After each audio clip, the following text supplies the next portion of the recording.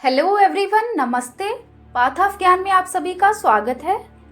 आज हम एक ऐसे जहाज के बारे में बात करने वाले हैं जिसके बारे में सभी का यही कहना था कि ये जहाज कभी नहीं डूबेगा, लेकिन ये जहाज अपना पहला सफर भी पूरा नहीं कर पाया। जी हाँ, हम बात कर रहे हैं ब्रिटिश पैसेंजर जहाज RMS टाइटैनिक की। अगर अभी तक आपने चैनल को सब्सक्राइब नहीं किया है तो please subscribe my channel and let's start. Friends, जब भी दुनिया में सबसे बड़े जहाज की बात आती है तो हमारे मन में टाइटैनिक शिप का नाम जरूर आता है, जो कि 17 मंजिल बिल्डिंग से भी ऊंचा था। लेकिन सवाल ये आता है कि आखिर इतना बड़ा जहाज अपनी पहली यात्रा में ही पानी में कैसे डूब गया?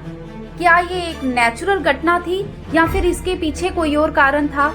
आखिर क्या हुआ था उस दिन जिस दिन टाइटैनिक डूब गया था? इन सभी सवालों के जवाब आज हम आपको इस वीडियो में बताने वाले हैं। इस रोचक जानकारी को जानने के लिए इस वीडियो को प्लीज लास्ट तक जरूर देखिएगा।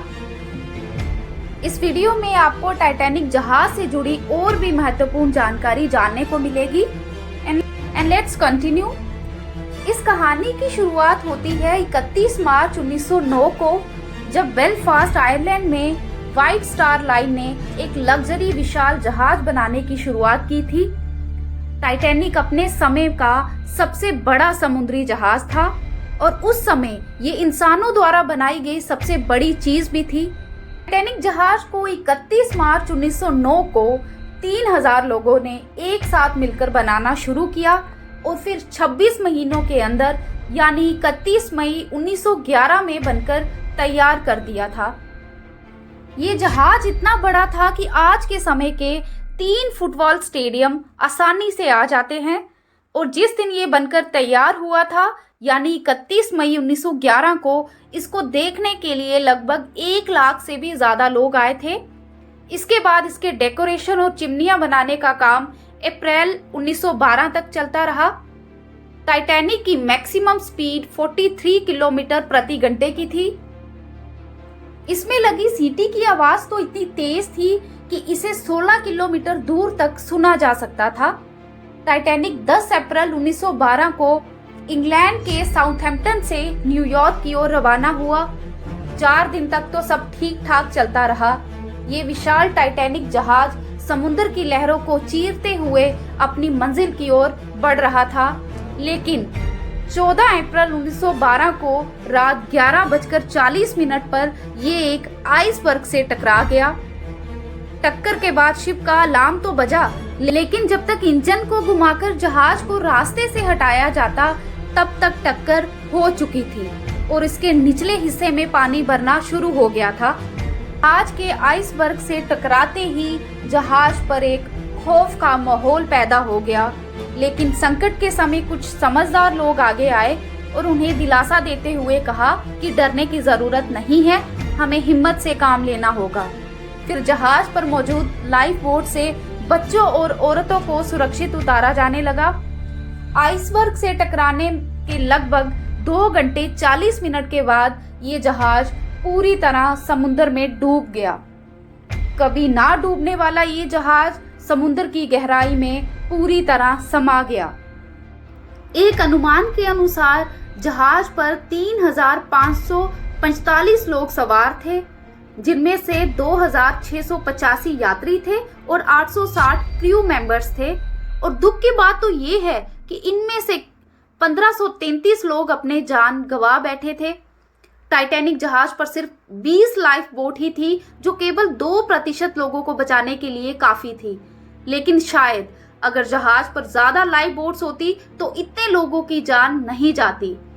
64 लाइफ बोट तक का डिजाइन हुआ था। इस दुर्घटना में मरे सिर्फ 306 लोगों की लाशें ही मिल पाई थी। बाकी लोगों की लाश का तो पता ही नहीं चला कि वो कहां गई।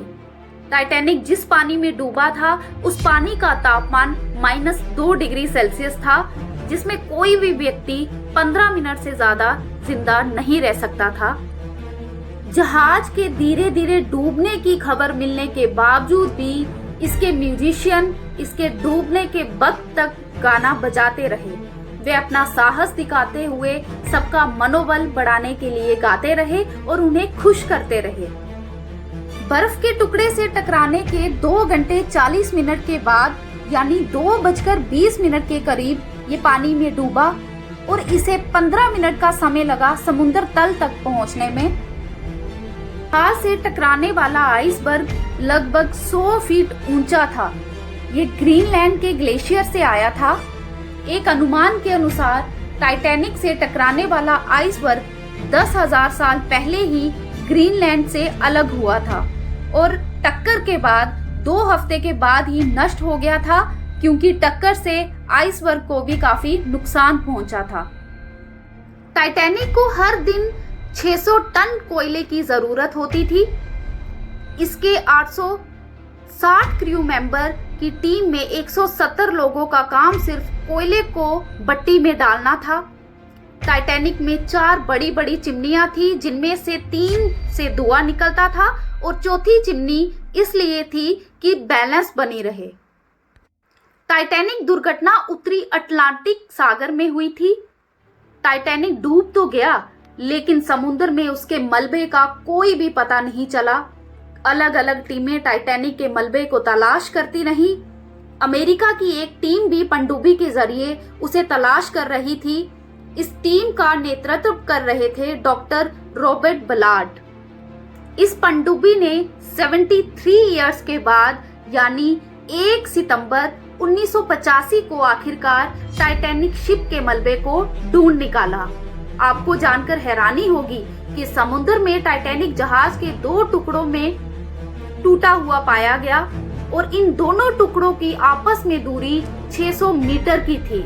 साइंटिस्ट इस बात पर आज तक सहमत नहीं है कि आखिर टाइटैनिक 2 टुकड़ों में क्यों बट गया, क्योंकि उसमें छेद तो सिर्फ एक ही तरफ हुआ था और ये बात ज्यादा मानी जाती है कि शायद समुद्र की सतह पर एक तरफ से दबाव बढ़ने से ये टूट गया।